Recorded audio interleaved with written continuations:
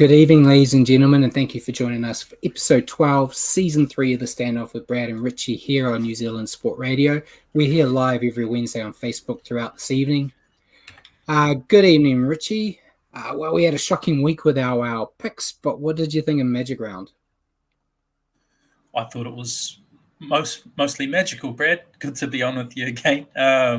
Apart from, obviously, the Warriors result, despite a nice comeback effort. Yeah, they're playing with my emotions, mate. So, yeah. And no Paul tonight, so Yeah, see how amateur we look without the chief there.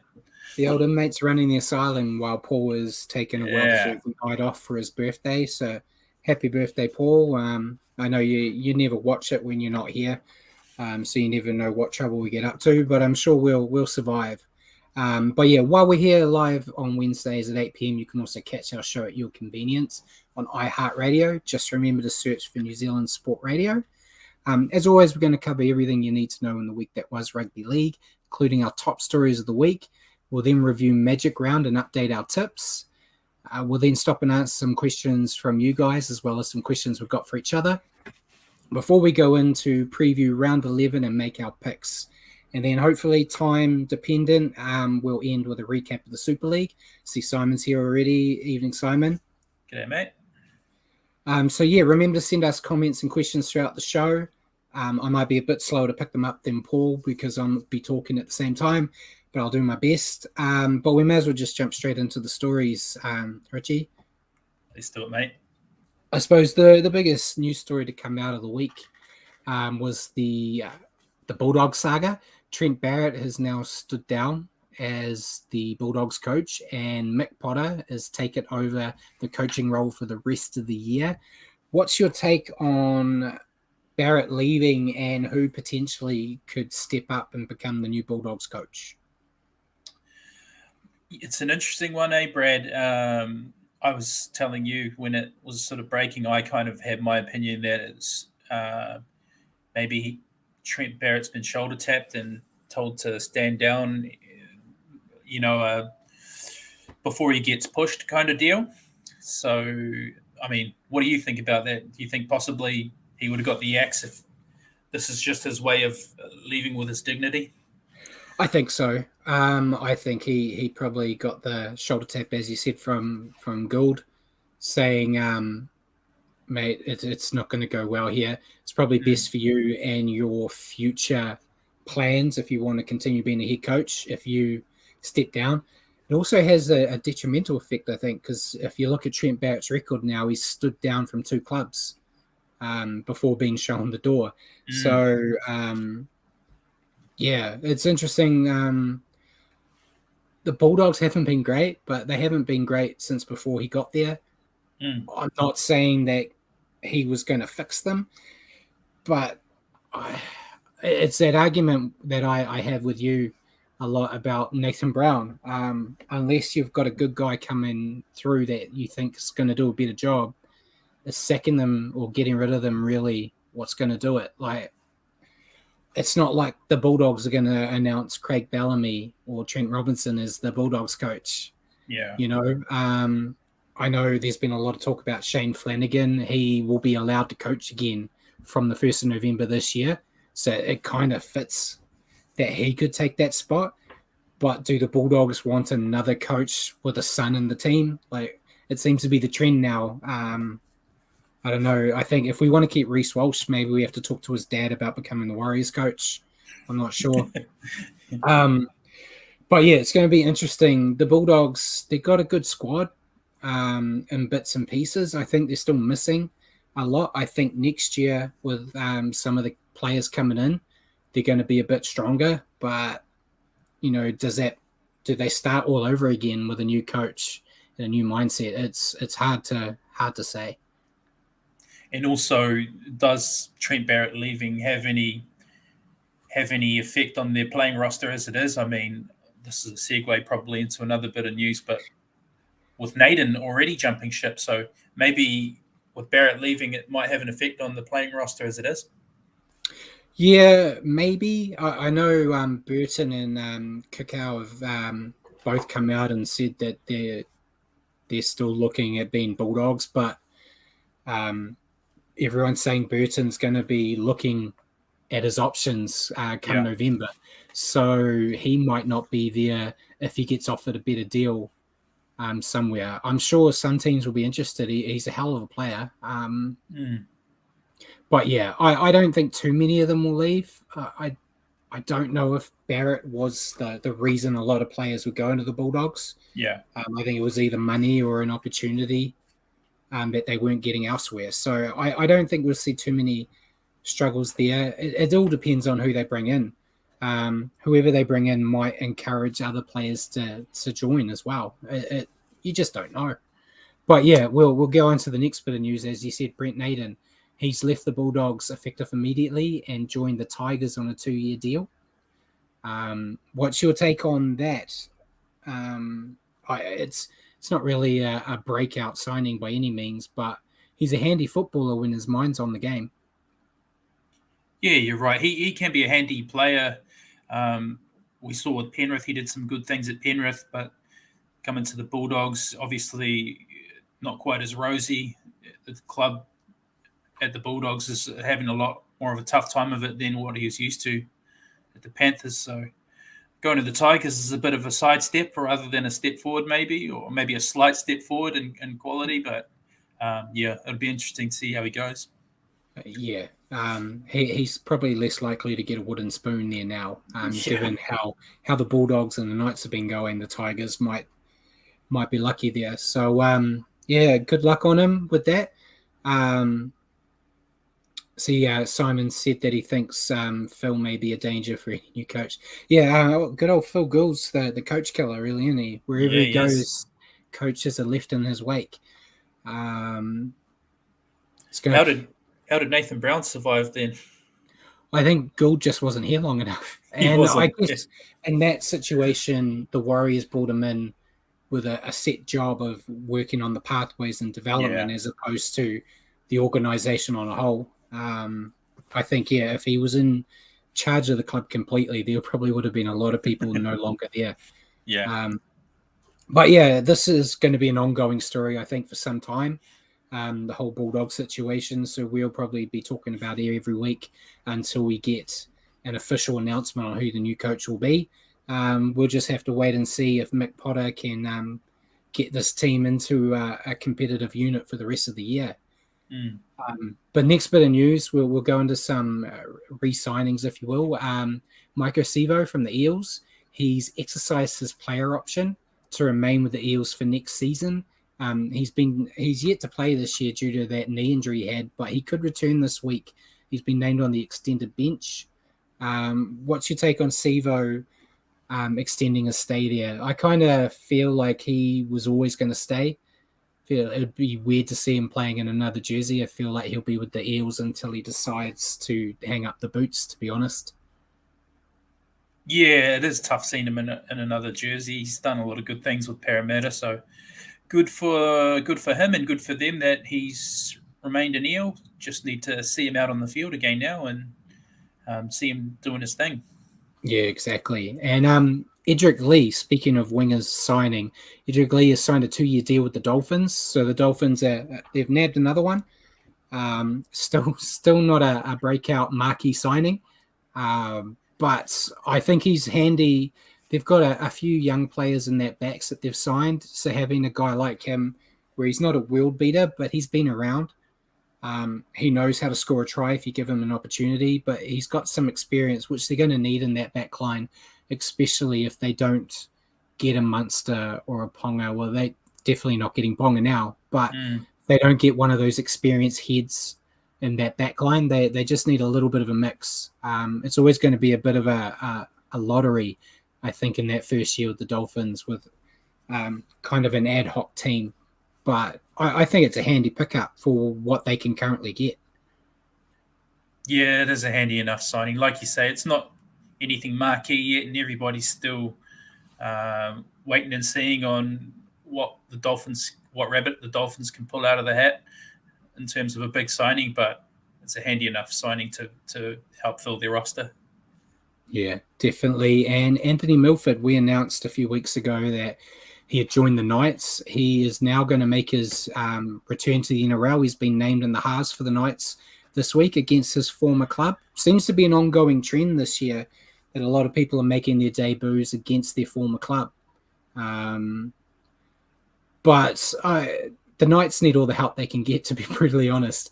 So it'll be interesting to see how he goes, if having him in there takes some pressure off Kalen Ponga and lets him just do a bit more of the free-flowing football that he is so good at. What's your take? Do you think Milford's going to make the Knights the superstars they should be? I'm not sure that he's going to save them from where they currently are. I mean, we've seen Milford contributing to the Broncos being a bottom 4 team the past few years. So we know on his day he can be brilliant, but we've seen 2 versions of Milford the past 4 or 5 years. So, this week he's going to be lacking a lot of football, isn't he? Lacking a lot of NRL game time. So it might take a couple of weeks till we see anywhere near his best. But an on-form Anthony Milford will help the Knights. So we wait and see what version of Anthony comes out for them. Definitely. I think the Knights are going to still keep you in the running in your predictions and be a wooden spoon contender for the rest of the year. So I don't see him doing anything amazing. But we'll get into their game in a little bit. But next bit of news is David Kidwell. It's kind of a 2-for-1 here. David Kidwell stepped down as the Eels assistant coach to join Michael Cheika to become the defensive coach for the Argentina rugby team ahead of the 2023 Rugby World Cup. He does wish, however, to remain the Māori All-Stars coach. He said that there's no conflict there because it's an off period of time. I'll get your take on it, but I'll add with the Cheika. It was an interesting fact I found that Cheika is actually not only the Argentine rugby union coach, he's also the Lebanon rugby league coach. There's no word if he's going to step down from that job or if he's going to go back-to-back with World Cups. So I thought that was just an interesting note to add to it. But what's your take on Kidwell leaving to go to that dirty rugby union? Yeah, it's an interesting one. Definitely not one I saw coming. I know rugby union teams have liked in the past using league coaches as defensive coaches. It seems to have been a trend. But yeah, it's an interesting one. He won't be able to say his key is in the we anymore. He has to come up with a new one. But good for him. Yeah, I think, to be honest, he was never going to become a first-grade head coach. Yeah, agreed. So I think this gives him a chance to do something a little bit different. Maybe this is something that he sees that could help him come back to the NRL and become a first-grade coach by going off and learning a new facet. It's always good to see coaches, just like players. Sometimes you have to go and do something different to learn and add to your repertoire. So I hope it does well for him. I'm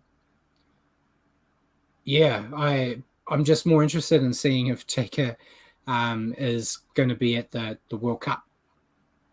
The League World Cup. Yeah.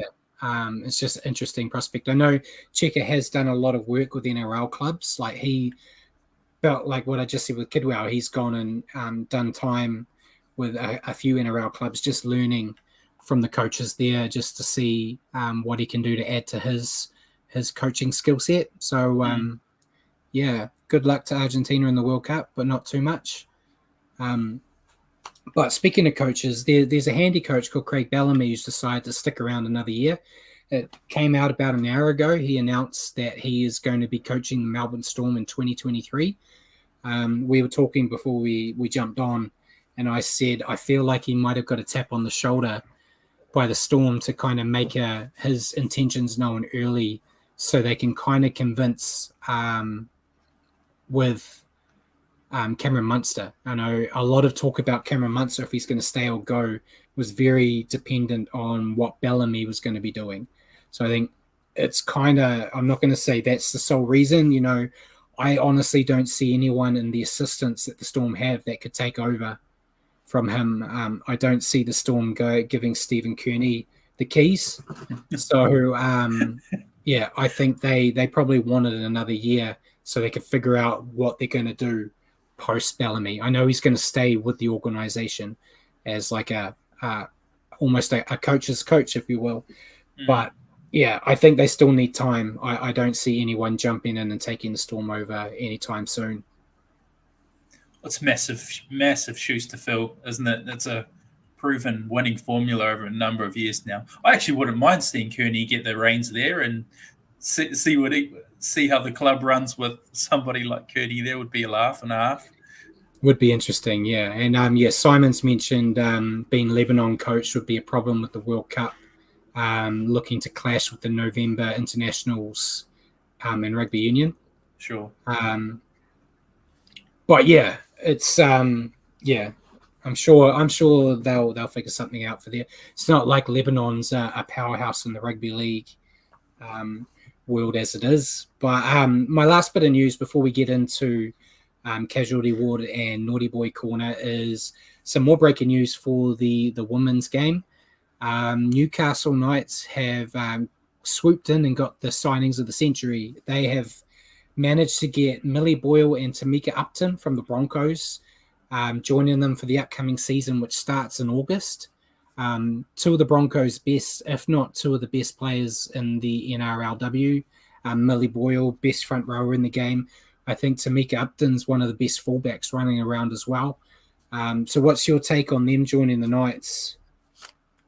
Yeah, it's massive. Imagine Payne Haas joining the Warriors or something like that. It's that kind of magnitude. Obviously, your mate Brad, you tipped a nice Dally M tip after the NRLW. So, yeah, massive for the Knights and a bit of a blow for the Broncos coming season as well. Yeah, definitely. It's probably a double blow after they lost their first time of being champions after being champions in every competition. They don't get the honours at the beginning of this season, and now they've lost two of their best. So be interesting to see how they go once the 2022 season gets underway in August. So we'll look forward to when that happens so we can talk about some more footy. But yeah, we'll go into Casualty Ward. There's a few, unfortunately. We'll start with Melbourne.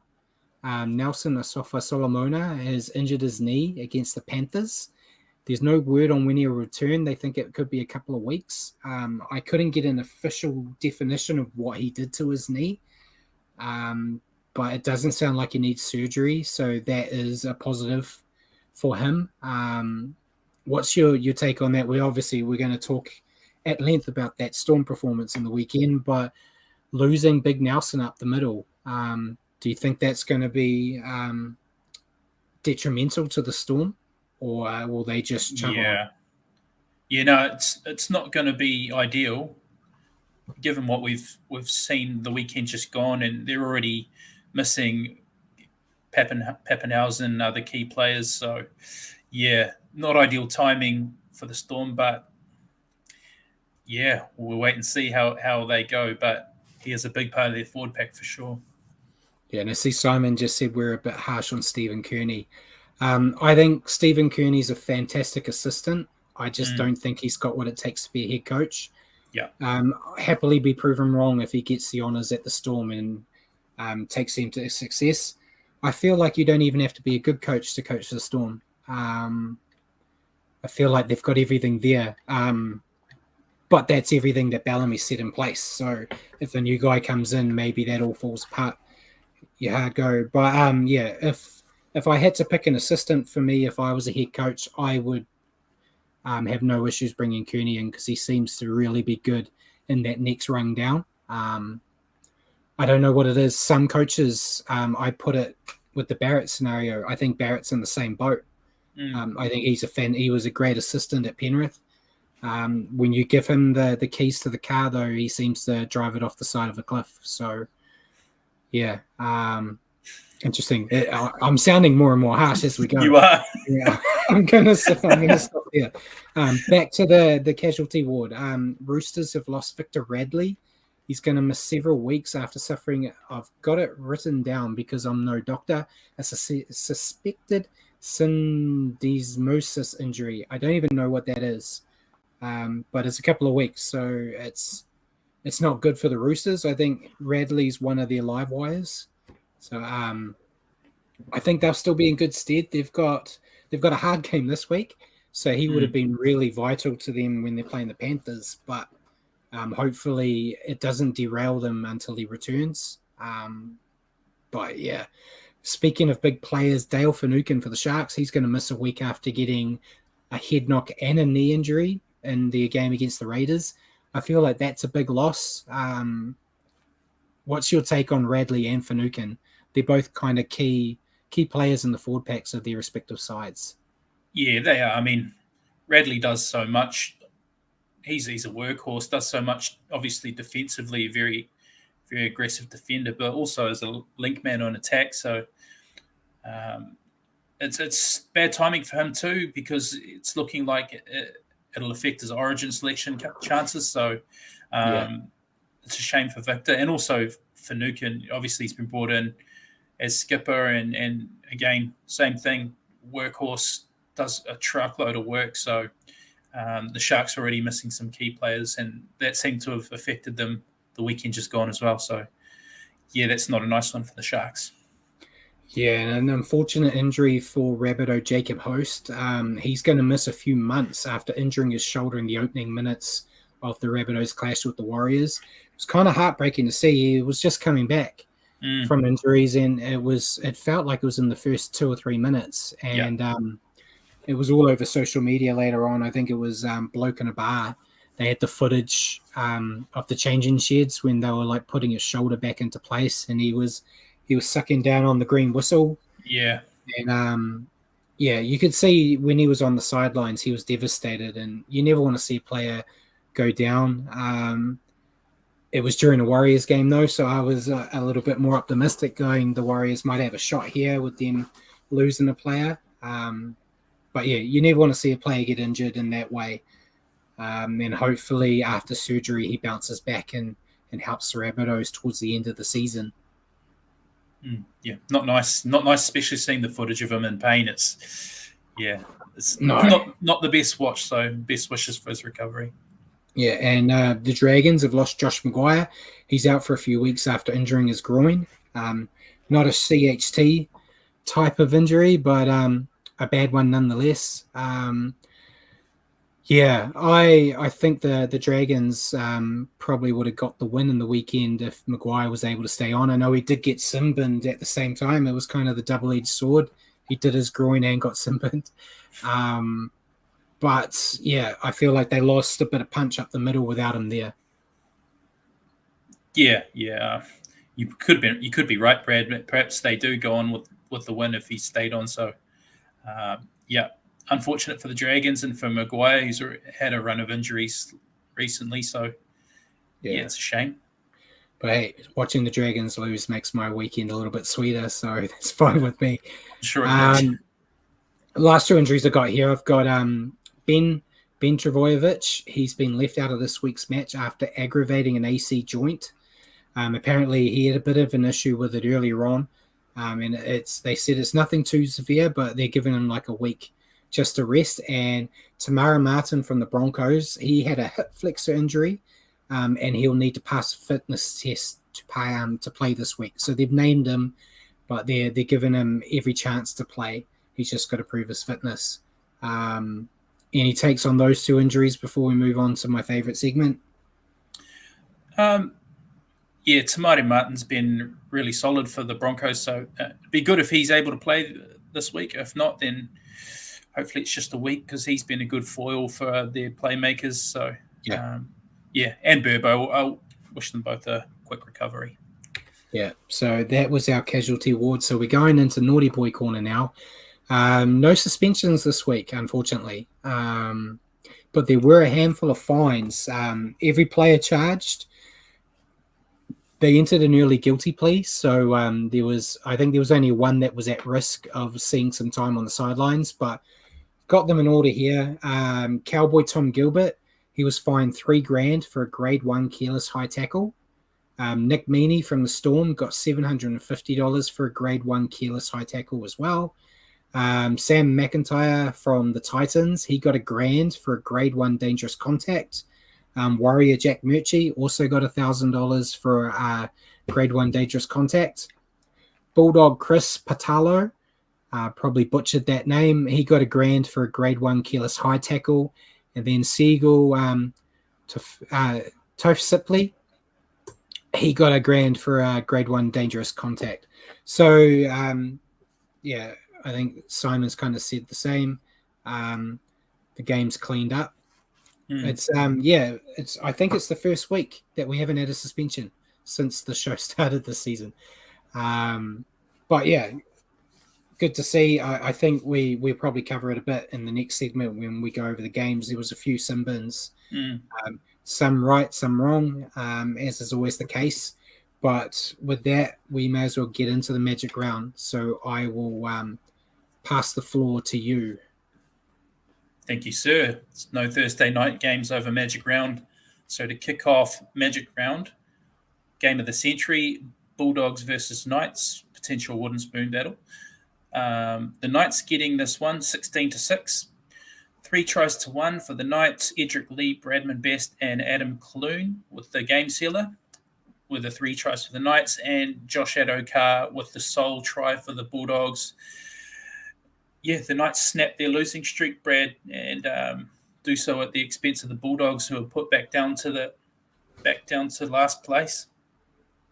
Yeah, ugly win, but as you said, after a 7-game losing streak, I think the Knights wouldn't care how they got the win. They just wanted to get the win done, which they did. For the Knights, I think Mitch Barnett had a stormer in his first game back after suspension. Just really hope he plays like he did in that game for the Warriors next year. Wasn't a polished performance by any means from the Knights, but I think they dug deep and they just played simple footy and got the results. They should get some confidence from this, but they do have a game against the Broncos this week, which is going to be real tough. The Bulldogs, I don't know what you could say. I thought they looked the better side in the first half, but that second half was just woeful. It won't be the last time I talk about a team having a shocking half. They got themselves into good field position, but they can't score points. Poor handling in the second half was the nail in the coffin, not only for this game, but for their coach. And Matt Burton had a few moments to shine, including that great kick that set off their only try for the game. I don't know if he has it in him to be the savior for this club like everyone thought he would. He's a great player. He just needs help. I feel at the moment it's all the Bulldogs is all about Burton and Adokar.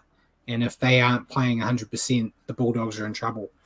They've got some good players coming next year as well, but you can't start thinking about next year when you still got half a year to go here. Yeah, I tend to agree with what you say about Burton and Adokar looking like Lone Rangers out there. You can tell that those 2 players look like the 2 that have come from really polished sides. Other than that, it's hard to see where points come from with the Bulldogs. Their attack's been really poor. But even the defense wasn't the flashiest. I mean, normally they've been showing a bit of grit on defense at times this year, but the game sealer for Adam Clune, where he threw a dummy on the inside and looked like Matt Duffy just gave up and stood there on the spot, is sort of typified where I thought they are at. So probably rightfully sitting where they are on the table. Yeah. There was a question. We'll answer it now. Mikey was just asking, does the club or the player pay the fine? I believe it's the player. They have to pay out of their own money, which is why you see some smaller ones for the young players that don't have the $1 million contracts. They sometimes get a small, like Nick Meaney got 750. Not just he hasn't had a lot of charges, which probably helped him there, but you're not going to go give him a massive one. But then Tom Gilbert's not on a lot of money, I wouldn't imagine. So $3,000 is going to hurt him in his pocket. Mate, 750, I'd be out on the street. Let's move on to the next Friday game. Brad won't like this one. Broncos 38, Manly Seagulls 0. The big donut. 6 tries to 0 for the Broncos. Selwyn Cobbo, hat-trick hero, got 3. Adam Reynolds, who is in a very big purple patch of form. He got one, and Corey Oates grabbed the double. 6 from 6 off the tee for Reynolds as well. So that rounds out the scoring. Nothing from the Sea Eagles for me to read out. Dominant, Brad. We didn't see that. Well, I certainly didn't see that scoreline coming. But Adam Reynolds, I think, are we having the conversation of him being the buy of the year now? I mean, he's got this team humming now that he's back in form. I think so. Just like you said, I didn't see this result coming. I'm not surprised that the Broncos won, but it's more the way they won. I thought this was going to be a close contest. As you said, Reynolds, I think he was unbelievable again. His solo try, not only the fact he was 100% at the kicking tee, but he got Amazing. That nice. He had the ball on a string, that cliche that is always there. And it's just great to see him hit the ground running with Brisbane. I feel like all the Rabbitohs fans that were sitting in that stadium would be going like, why? Why do we let him go? Yeah. But it wasn't just him out there for the Broncos. I think Selwyn Cobbo had his breakout game. He's had a lot of issues this year with keeping the hold of the ball. But, man, look at what he can do when he doesn't have a case of the dropsies. And his wing partner on the other side, Corey Oates, was great too. I think I've got here they scored 5 tries between them, and they almost ran for 500 meters. But I don't want to talk about the backs all the time because they don't do bugger all really. And the big means of things, I think the forwards did their job well. Payne Haas isn't a solo soldier anymore with the Broncos. He's got a lot of his teammates in the pack doing their part too, and the Broncos are just reaping the rewards. They dominated possession. They never let Manly have a chance. And for Manly's side of things, just lost for words. I think I've got a stat here. They didn't get a tackle inside the Broncos 20 meter until the 27th minute. Wow. Tommy Turbo, he's out there, but I'm sure he's still injured because he's not really having any impact on the games. They were just smothered, putting it blatantly. Their forwards weren't bending the line, and DCE, as good as he has been, he can't do much behind a flat pack, sorry. Then my predicted minor premiers don't even look like making the top 8 right now. I think maybe it's just, hopefully for your sake, Brad, it's just an anomaly. Like you say, it doesn't look like Turbo's 100% out there. I mean, normally when he's 100% fit, he's getting a lot more involvement and touches than what we saw from him. But you're right, they just got outworked by the Broncos, really. So not much more to add. No. Let's move on to the Warriors game. The first Saturday game, Rabbitohs 32, Warriors 30. It was a true game of 2 halves, Brad. So 6 tries to 5. Tane Milne grabbing a double. Alex Johnston grabbing 1. Blake Taft grabbing 1. Damien Cook grabbing 1. And Lachlan Ilias. For the Warriors, Montoya, Pompey, Jazz Tavanga, Dejan Arce, and Marcelo Montoya. Marcelo Montoya's first try coming in the 39th minute just before halftime, and then all the rest of the tries coming in the second half. So halftime, you and I messaging each other, not the happiest chappies, I think it's fair to say. And where do you start, Brad? It looked like Rabbitohs were just creating overlaps at will, and our defensive structure looked all out at sea. But the positive side of things, we came out in the second half and actually put up some fight. But what did you make of it? I'm interested to get your take on it. Horrible first half. It was, but I know we're all sitting here, we're Warriors fans, so we gravitate towards talking about them, but I thought the Rabbitohs had a great effort in that first half. The Warriors did start well. They were forcing repeat sets for the first couple of minutes, but once Souths got hold of the ball, it was all over. Their forwards dominated the middle, and by dominating the middle, I found that the Warriors' defensive line started to bunch up. They started to huddle around in the middle, which left the edges exposed. And then as soon as that happened, the Rabbitohs just took advantage, flicking out to the edges. Cody Walker looked to finally take control of the team, and it worked. But yeah, it was just soft Warriors defense. They look like strangers. I've said it a lot in my writing the last few weeks, but Justin Morgan has to go. I know everyone wants Nathan Brown fired, but I want Justin Morgan gone first. Justin Morgan was there before Brown, and the defense has been a concern for a long time. So, and it's got his fingerprints all over it. I don't know. I think I mentioned in my review this week that Kevin Campion's back with the club. Just talk to him, go, mate. Can you just be our defensive coach? I don't know if he'd be interested in doing that, but Morgan just hasn't really delivered the moment he stepped foot in the club as a player and as a coach. So, yeah. But then saying that, in the second half, the Warriors were a completely different side. I'm not sure if they woke up or if the Rabbitohs just decided that they'd already got the win, so they were going to take their foot off the gas. But yeah, the Warriors almost got that comeback victory. Rhys Walsh got himself in the contest. He was looking dangerous. Harris made his return from his injury, and he only got to play 29 minutes, but I think he made it count. The Warriors did look a lot better with him out there, and his short ball to Bunty Afoa, putting that beautiful prop into space was a sight to behold. Warriors have a favourable fortnight coming up. There's two.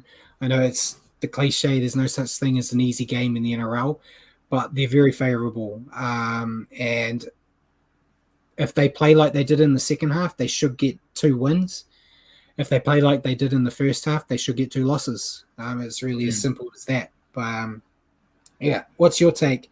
I know we're a PG show here, so you can't talk about what you were talking about when you were messaging me, but yeah, you're right about the 2 coming games. I think it's season defining. I think it's Dragons and Knights, if am I correct? Yeah. So I think if we're losing those, yeah, I'm really starting to worry. But with this game, yeah, I agree with everything you said. It's just we started well, like you said. We got some repeat sets and we're applying pressure like we wanted to see from the boys. But then on the other side of the coin, as soon as they got the ball, it was overlap try. Seemed like almost every time they were in our red zone in the first half. So, and then we had problems like once we were behind, we had Sean Johnson doing a kick on zero tackle, which it just looked like we were, frantic and sort of out of ideas. So just trying things. We're really in that situation. I'd be trying to build pressure, and it was on halfway. We could have on zero tackle build some pressure, try and grind our way back into the game. But yeah, I mean, great second half. I just want to go back to the defense with you, Brad, because that seems to be our main Achilles heel.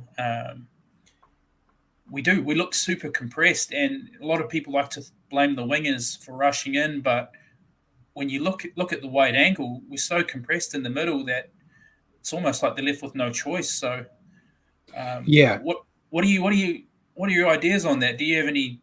I just told you we get rid of Justin Morgan. Is that? But that's not going to happen as a short-term fix. Is it something we can fix? I think so. I was in a little bit of a Twitter chat with a few guys, like Fonzie, who does a podcast as well. He was the one who kind of highlighted it, because I'm one of those guys that likes to just blame the edges. As a forward, I don't like blaming the middle. But they were showing screenshots and stuff of, like you said, everyone bunched in the middle, and I kind of put the question out. I didn't really get an answer because I was trying to steal it from my writing.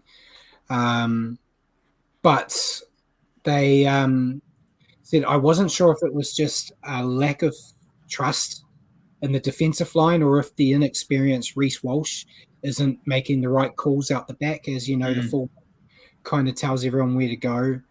But I said, as a former front rower that doesn't like moving out of that middle, in those situations, even if Rhys isn't doing his job, saying we've got to hole out to the left or to the right or whatever, your wingers and your centers should still be able to call to their inside men saying, you got to come out. you've played as well. You hear it all the time, saying like we've got an overlap or something. Come out, come out, come out. So I don't know if they're just not talking or if they are talking but they're not listening. I don't know. It's real hard. I was never a great defender by any means, so I can't offer any pearls of wisdom. Me neither, Brad. If I wasn't high tackling somebody, I was probably missing the tackle. So won't get any good advice out of me. The next Saturday game was the Titans getting the Dragons 20-16, winning in Golden Point. I think I'd tipped Dragons, and you and Simon probably tipped Titans, I believe. So that was a bit of a shame. I was hoping the Golden Point would go the other way. But it was four tries to 3. AJ Brimson, Beau Fermor, Jared Wallace, and Jermaine Asako getting the Golden Point try for the Titans. And for the Dragons, Matthew Fingai, Jack DeBellin, and Moses Sully getting the 3 tries. Real roller coaster finish. Glad I'm not a supporter of either team, Brad, because, I'd have no hair left. We had it all. Missed field goals, knock-ons right in front of the posts. It was it's hard to see who was going to pick up the win, but the Titans managed to get it done with a try in the corner for Asako. What did you make of the game? I think this was the game of the Saturday, to be honest. We were watching in the house, and like the game coming up was the marquee game of the round. So the rest of my house were like, we're going to go piss off and do something else when this game is on, and then we'll come back for the Storm Panthers game. And I was like, no, I'll watch it. I just want to see the Dragons lose here. So I stuck around, and it was thoroughly enjoyable. I'm not a fan of either team by any means, but I like seeing Asako. He tried to get the field goals and Golden Point to get the win, shanked them both, and then I think the Titans played smarter here, where the Dragons just got laser focused on we're going to stop the field goals, so they left themselves exposed out on the edges. They quickly flickered out, and Asako got the win that he was trying to get earlier on. But for the Titans, I thought Jaden Campbell was outstanding in his return. And it was just a decent effort overall from Gold Coast. Big Tino, I think, had a mixed bag, but the positives outweighed the negatives. Still a lot of work to be done for the Gold Coast. But if they are building, and if they get the right David Fafita back from injury, they could be a dangerous side. For the Dragons, there's not a lot to criticize for them either, really. I thought Ben Hunt was good for them. A few missed opportunities that he may look back on with regret, but I think they played well enough to win. But I think letting Jared Wallace get that try in the back end of the regular time kind of deflated them, and they never really got back into it.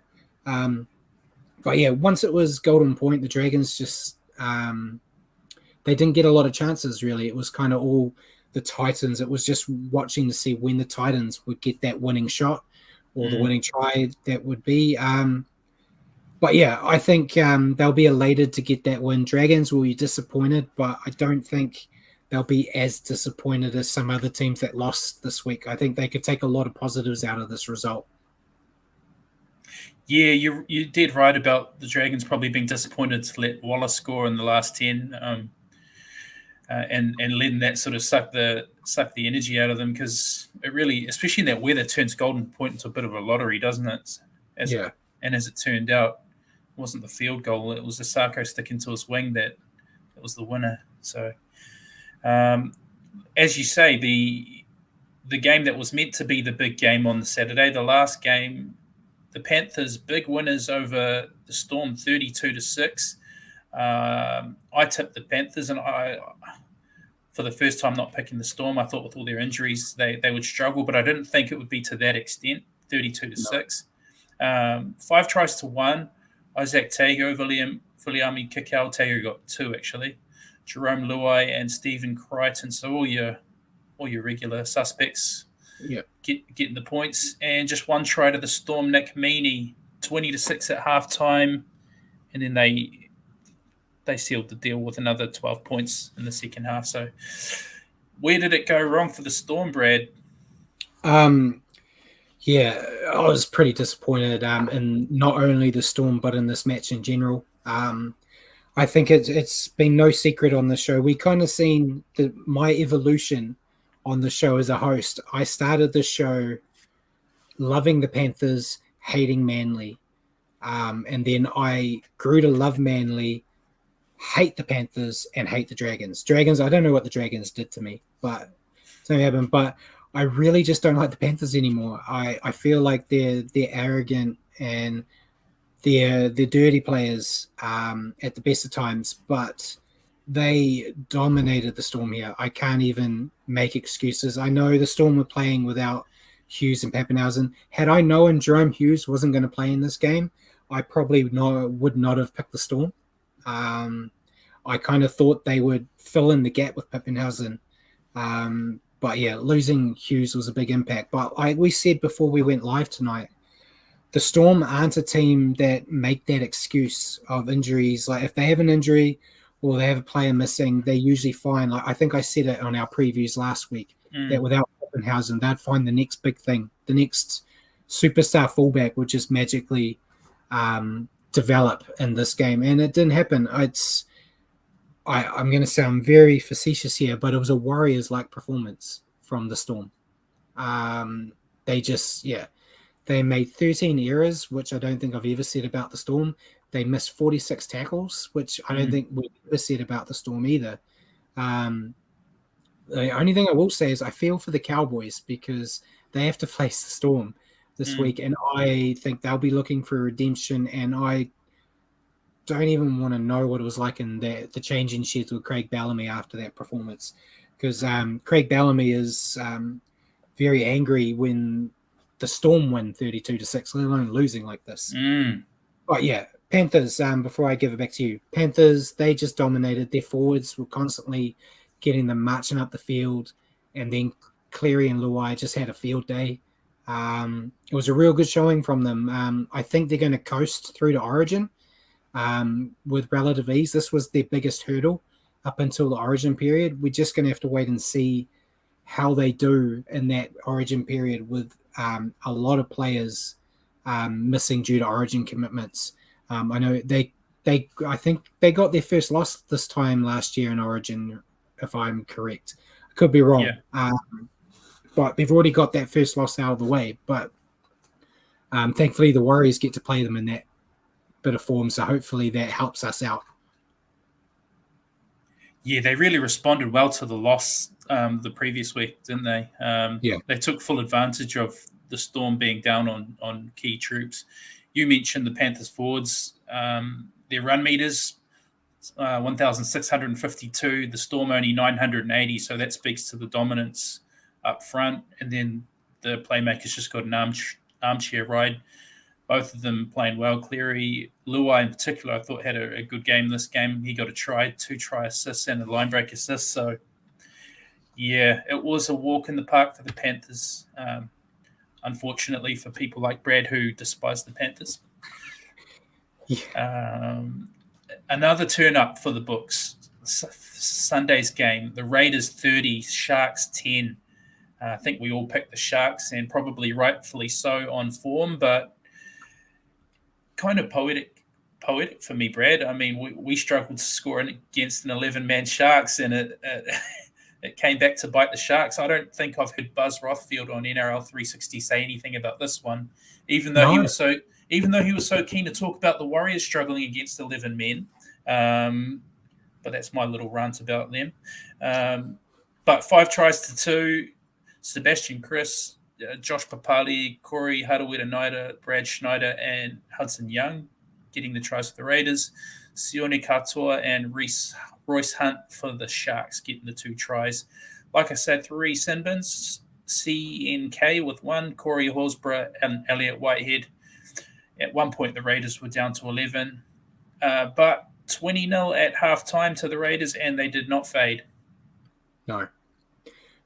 As you said, 3 sin bins to the Raiders, and they still got the upset win. So Sharks, they now know the Warriors' pain about being unable to score against a team with less players. Canberra just fought hard. I know Simon's been waiting to talk about this game, I'm sure. There was nothing flashy, and it worked. I think if you've been as poor as the Raiders have been, and as I think as I talked about the Knights as well, you don't have to come out and be a superstar highlight reel team. You get the basics done. Odds are you're going to put yourself in the driver's seat to get the win. It's something I hope the Warriors take a lesson on. But they got the win here, and they wouldn't be denied. They had the odds stacked against them. They got into that second half where they seemed to disappear, and they just dug in deep. Fantastic to see them get the win here. Really, I think they'll be really proud of that effort. It's hard to really highlight anyone. I think they all played well. Fantastic for them, and very good to see them win. The Sharks, they just looked off. I know we talked about it a little bit earlier before we jumped on, but I'm not sure what was going on. But they were making silly errors, and it could be perhaps to putting Nico Hines back at fullback. Yeah. He's kind of been one of the best halves running around the comp at the moment. You kind of put him up there with Adam Reynolds, DCE, Cleary, and putting him out to fullback, I think it fixed the hole that they had with not Will Kennedy, but it made them a worse outfit because of it. They fixed that this week. They've moved him back into the halves, but I think it was a harsh lesson for them to learn. Yeah, exactly. I don't have a lot more to add on that, Brad, other than, I agree. We were talking about it beforehand. It was just a weird one for me to take Hines, who'd been playing so well at half, and I know we all know he's a good fullback as well, but it just seemed to upset the balance of their spine for me. So, unfortunate. But like I say, I didn't really feel sorry for them struggling to score against 11 men, put it that way. The next game was the Roosters 31 over the Eels 24. 5 tries to 4 for the Roosters. Jared Wadia-Hargreaves, James Tedesco, Sam Walker, and young gun Joseph Suaalii grabbing a double to start to deliver on a bit of that hype. 4 tries for the Eels. Isaiah Papali'i grabbing a double. Mitch Moses and Ryan Madison rounding out the try scoring for the Eels. 21-6 at halftime. I'm not sure. I can't remember how you tipped, Brad. I certainly tipped the Eels, even though Roosters are my Premier's tip. It seemed on form the Eels, having just beaten the Panthers, it looked like the Eels were good for the win here, but they were ambushed by the Roosters, and kind of we're starting to see a little bit of inconsistency with the Eels. Yeah, I've got my little tipping book that I put all our tips in, and all three of us, you, me, and Simon, all picked the Eels in this game. So it was one of a handful of games we all went the same way and got it wrong. One of 3, in fact. But yeah, I thought it was a good game though. Plenty of tries for both sides. Joseph Suaalii is coming into his own and scored a nice double. He may live up to the hype that's been heaped upon him in time. He's now scored 5 tries in 3 games. I think a lot of it is there was all that hype and everyone was constantly on him and he wasn't responding. People are kind of forgotten. I'm not going to say forgot about him, but they've backed off the pressure. Yeah. And he's kind of getting back into it, which is what you want to see. I think the kid's still like 18 or 19 years old. Yeah. So, but yeah, Sam Walker, speaking of young kids, I think he had a fine night out as well. He got a nice solo try and his goal kicking is getting better. It's still probably his Achilles heel, but he got more than he missed, which is always the name of the game. Jared Wadia-Hargreaves led from the front for the Roosters, and it kind of looks like they're back on the rise, which will be great for you and your predictions. But the Eels are just the same old Eels. They can beat anybody on their day, but if they have to grind a win, they crumble. Isaiah Papali'i, I think, was a shining light for them. As you said, he scored 2 tries, he had 3 tackle breaks and 166 meters. He's going to be a monster for the Tigers next year. Mitchell Moses, he did what he could to keep his side in the contest, but I think the mental toughness of this side needs to be addressed if they ever want to be a premiership contender. They, as I said, they can beat any team. You know, they're the only team to beat the Panthers and the Storm this year together, and I just don't know why they can't do it week in, week out. We've talked about it almost every year I've done this show. They'll have some amazing performances and then they peter out.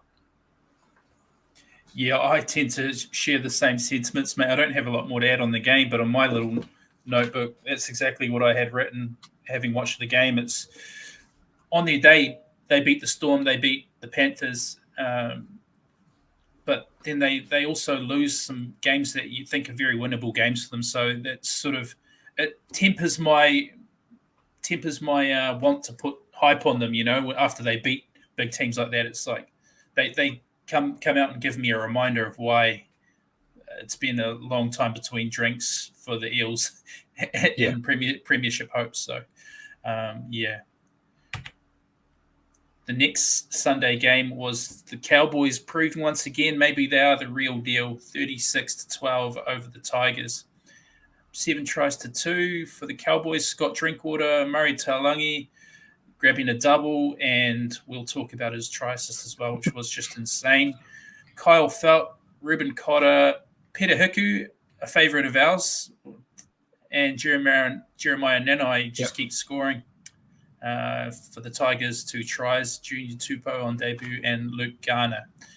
20-12 at halftime, and maybe they are the real deal, Brad. They keep putting on good wins. Yeah, I thought it was a great game to end Magic Round with. Taulagi started the match with that try assist of the year. I don't know how he got the ball back to Drinkwater, but I don't know what else the Tigers could have done to stop him either. They did everything they could to make sure he didn't get the ball back. He flicked it out of somewhere. It was fantastic. Cowboys were just great all round. Forwards are on fire. Ruben Cotter has been having a hell of a year, and it was great to see a front rower get a 65-meter try. Wasn't it? The backs as well, though, they were firing on all cylinders. Townsend and Dearden are really combining well.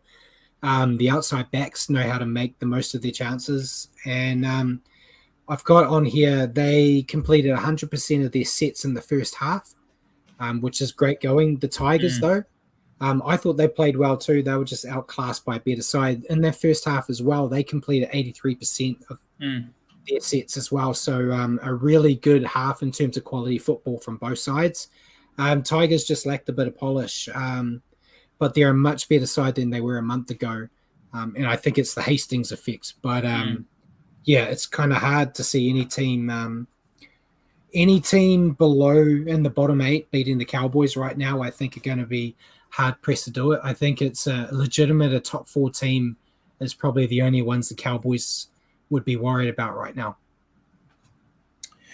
Yeah, I tend to agree with you. After the start the Tigers had, I think, dropping the first 5 games, who would think that this is where obviously they lost the game, but they looked a lot better.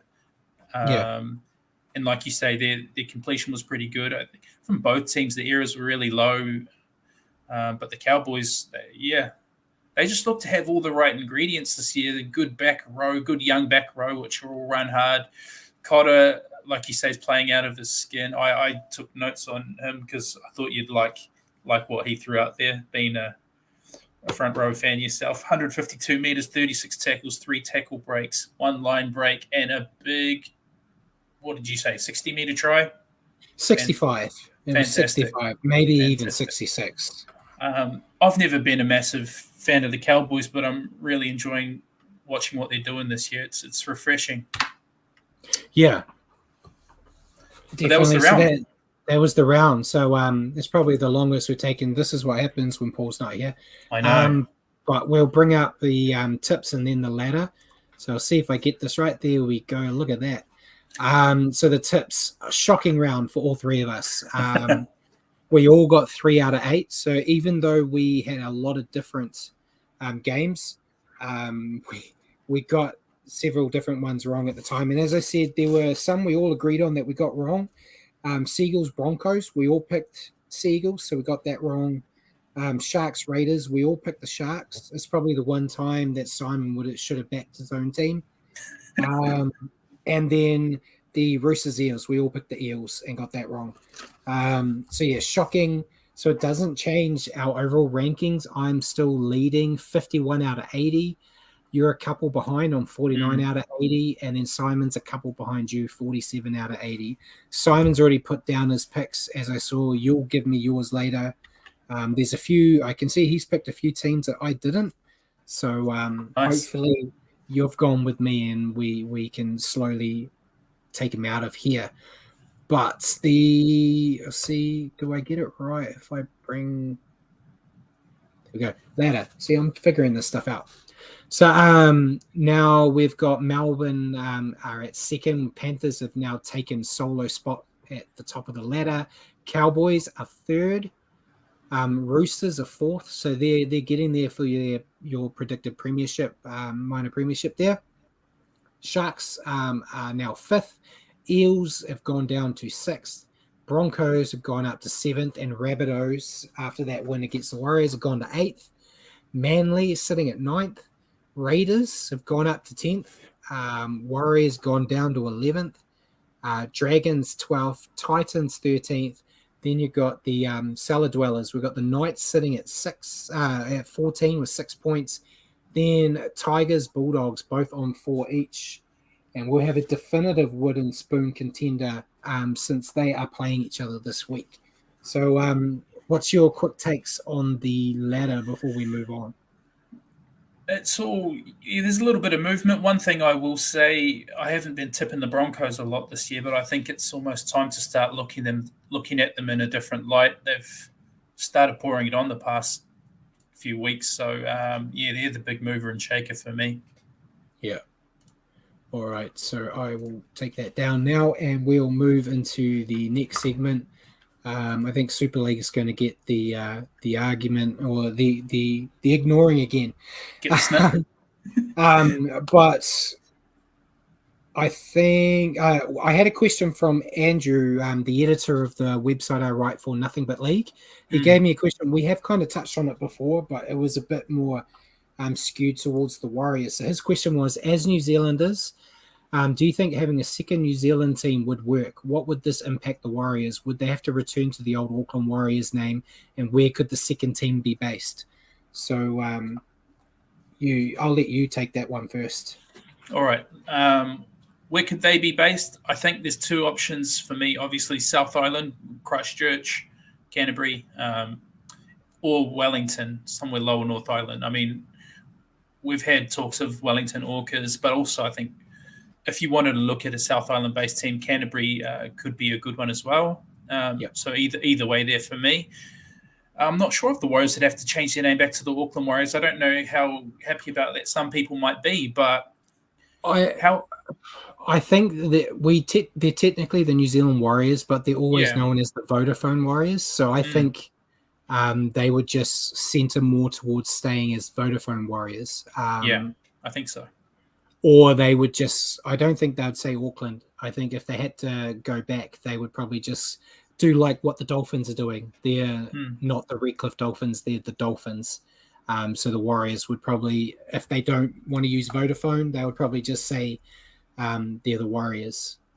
So yeah, I don't think we'll see the Auckland name back. But yeah, same set. In terms of how it would impact the Warriors, potentially you might see some players decide to leave the club and go to a New Zealand team, depending on where it's based. Some of the guys that maybe it's hard to say because no one's really been in New Zealand for a while now. But some of the South Island boys, they might want to go closer to home. It's hard to say. I think if the Warriors were that great at getting New Zealand talent right now, I'd say it might affect them there, but they're kind of losing a lot of New Zealand talent to Australian clubs. So it's just kind of the same old, same old. Once they've got the pathway set up for Auckland, they might see some leakage that way, but it's hard to say because they haven't been that great at retaining the young talent anyway. I think they would face the same sort of challenges that the Warriors face as well, though, wouldn't they? I mean, in terms of retention and signing big name players from Australia, it's a tough sell on some of those guys to relocate to another country. So there'll always be that, and I think it would really test the development of young Kiwi juniors. So yeah. And then we had a question from Simon saying, what do you think of this idea with the North Sydney Bears putting a team in Western Australia? So I know there were some more questions, so you answer that first, and then I'll find another one. Yeah, why not? It'd be good to have something out of Western Australia and Perth.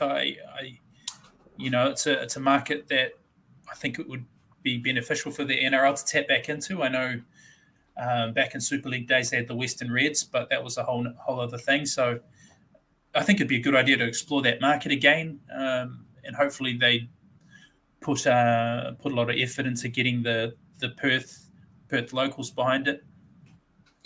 Yeah, I think it's a market they can definitely target. I think it's the time difference that I don't like. I believe I was talking with Andrew when he gave me that question this week and talking about they haven't done it a lot now, but there was a game the Warriors played in Perth where New Zealand time it kicked off at midnight.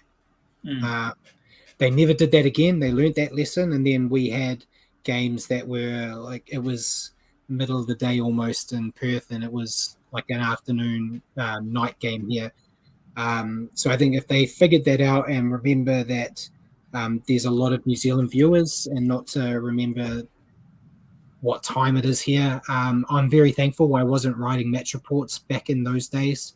Writing one at midnight I don't think would be my best work. But yeah, as long as they sort out that time, I'm fine with it. And then we had another kind of going right into Simon's next question. He said, what's your guys' preference on what kickoff time games should be played and what days in the week? So I'll take this one first.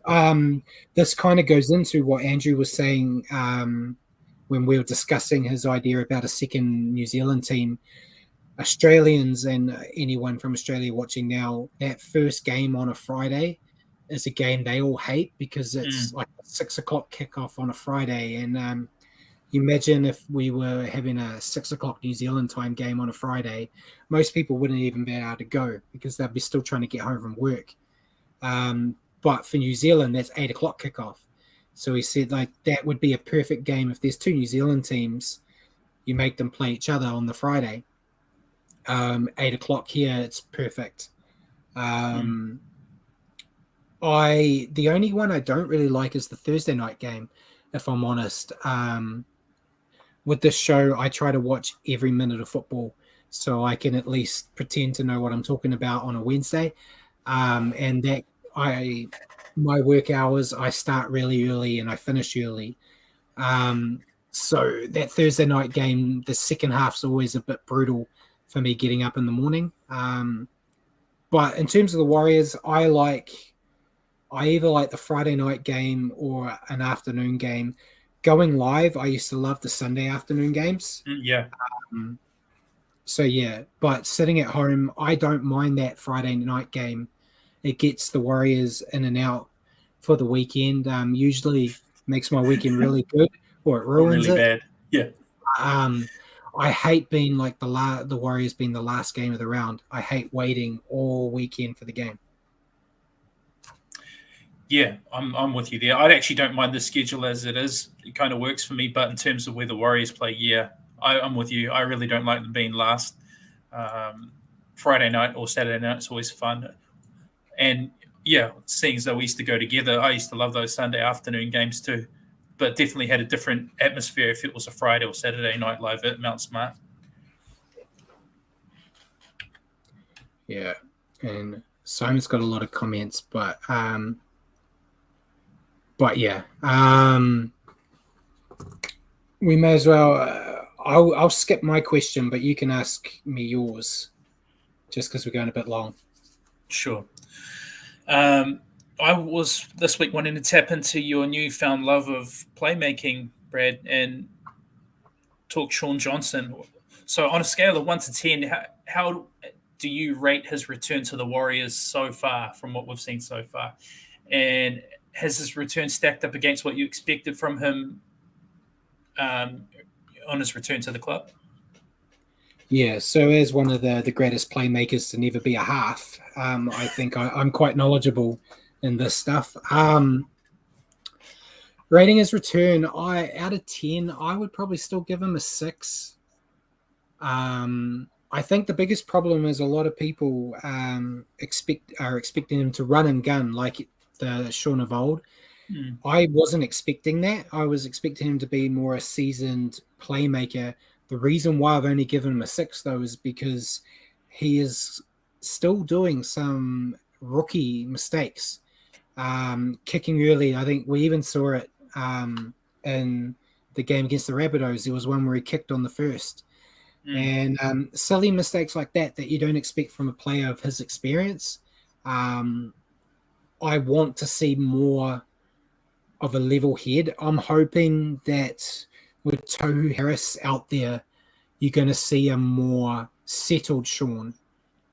If you get my drift, I think without Infinite Blake as the leader, maybe there wasn't enough level heads out there to kind of be there and look at Sean and say, like, sort your shit out. You're not a kid. Do this properly. Maybe he's more experienced than Fanua Blake, so he kind of, I don't know. Now I'm just trying to like speak for him, but yeah, I don't think he's been setting the world alight, but I don't think he's been a dumpster fire either. But if he starts having more games where there's more silly mistakes than level heads, I think people are going to be looking at potentially putting in that poor youngster a bit before his time. But yeah, I'm not throwing the baby out with the bathwater, as they say. I would have ranked them a 6 as well. I think the 2 games he's won us off the back of Golden Point winners have brought his score up for me. Without those, maybe I would have gone a 5, but I think that shows a lot of what he can bring. We know in Golden Point he's done it before in the past, and he's proven it again this year. He's got a good field goal in him, and he doesn't seem to choke in that scenario, which we lost a lot of very close games last year. So, but in the same breath, I think he's had games where he's had games off almost, and not probably got his hands on the ball as much as he should have. But like you, I don't think he's been an utter failure. Like I've read a little bit of online feedback on Warriors pages on Facebook. People seem to want him gone already, but I don't think it's that dire. Yeah, and like in my weekly reviews, I was really critical against him after the Sharks game. He was my Warrior to improve. Yeah. But I think he does play a lot better, and we've seen some of his better performances when Chanel Harris-Tavita is in the halves with him. So Chanel, if he's not pulled in, Nathan Brown loves the switcheroos. So he might be in the halves with him this weekend. If not, he'll probably be back next weekend. So I think we'll see some of the pressure off. But I suppose that's the question a lot of people are getting at. Sean's kind of at that level in his career where he shouldn't be affected by pressure. Right? Yeah. I think, I'm a Warriors fan, so I try to be as optimistic as I can at the best of times. Yeah. But yeah, that was good for the questions. I know I couldn't get to all of them, but Paul will start charging us money if we go too long. So we'll go into round 11 in our picks. As I said, Simon's given me his picks already. I've got mine. And Simon's just asked Andrew, you're talking about, Brad, is that Andrew Ferguson? No, it's not. But we'll get into, you distracted me now. We'll get into the picks. I'm just bringing up there we go. I am almost doing my job right here. So we got Thursday night's game, Knights and Broncos. Both Simon and I have gone with the Broncos here. Who have you picked? Yeah, Broncos as well. All right. So hold on. As I'm doing it, I'm writing it down. So all Broncos. Then the first game on Friday night, we got Tigers Bulldogs. Simon and myself have both gone with the Tigers. What have you gone with? I backed the Bulldogs a couple of weeks ago. They let me down. I don't think I'll ever back them again this season. Tigers. This one was actually the hardest one for me. But yeah, I went with Tigers. I think Bulldog. Normally you see that bounce back after a team. My coach has lost the job. Next game on Friday, we have Eels and Seagulls. Simon and I have both picked the Eels here.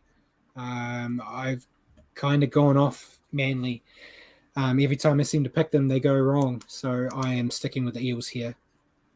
Yeah, I've gone Eels for a bounce back win. All right. So unlike last week, we're picking the same again. First game on Saturday, we have Dragons and Warriors. Simon has gone for the Dragons, the filthy trader, and I have gone with the Warriors. I feel like the Warriors are going to bounce back from that game. I'm confident.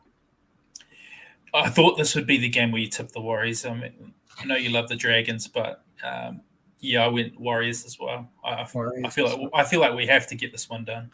Yeah.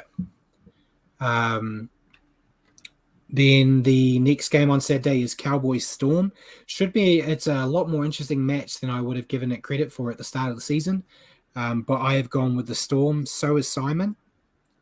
What's your take? Do you think the Cowboys are going to get the Storm while they're a little bit weak? I was so tempted to go back the Cowboys in. I went Storm for the record. I normally always pick the Storm. It was actually tough to tip them this week, but I've gone Storm. Yeah, I think if the Storm had beaten the Panthers, I might have been more inclined to say they might get an upset the Cowboys here. But the Storm losing in such embarrassing way, I think they're going to have something to prove. Yeah. Final game on Saturday, we have the Roosters, Panthers. Simon and I both picked the Panthers. I think, Roosters are looking good, but I think, the Panthers are just Panthers right now. I've gone with Panthers. They're rolling right now, so stick with them while they're rolling. Good to see you copying me this week. First game on Sunday, we have Rabbitohs Raiders. Simon and I have both gone with the Rabbitohs. I think Simon's using reverse psychology here and going, if he picks against his team will get the win. Yeah. But yeah, I think the Rabbitohs should get the job done here at home. I probably would have picked the Raiders if it was in Canberra. I'm not convinced too much on the Rabbitohs right now, but if they play like they did in the first half against the Warriors, they should get the job done.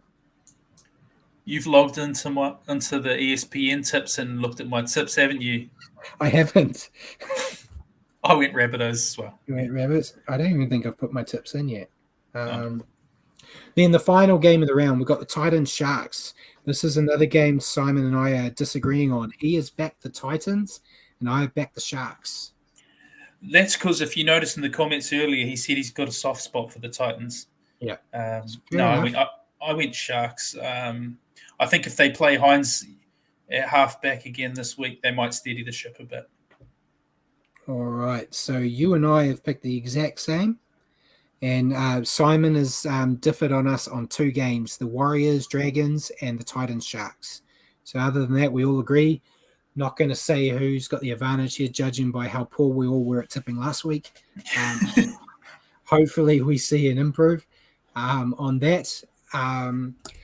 Before we go, I will just quickly touch on Super League. St. Helens are now alone at the top of the ladder. They've got 20 points. Catalans and Wigan are both second and third on 18 points each. The reason St. Helens are at the top of the ladder on their own now is because they won. They won 24-10 against Hull FC, but Wigan lost to Huddersfield. So the Challenge Cup preview, Huddersfield won 32-22. Catalans had a good showing. They defeated Warrington 40-8. So that's all I really can touch on there because we are going super over. Anything else you want to add before we let everyone go home? Brad. Goal for this week, Huddersfield. Sorry. I'll have it right for the Challenge Cup. Otherwise, great shift by you, mate. Well done filling in for Paul. Yeah, I'm sure we'll be a much better outfit next week when Paul is controlling everything in the background. But see, look, I'll even get rid of that. See, there you go. I forgot. That's my bad. So yeah, ladies and gentlemen, thank you for joining us tonight on the Standoff with Brad and Richie. For your weekly update on rugby league, tune into our show next week at 8 p.m. here on Facebook or at your convenience on iHeartRadio. Just remember to search for New Zealand Sport Radio. Cheers for joining me again, Richie, and Cheers, good mate. night, everyone.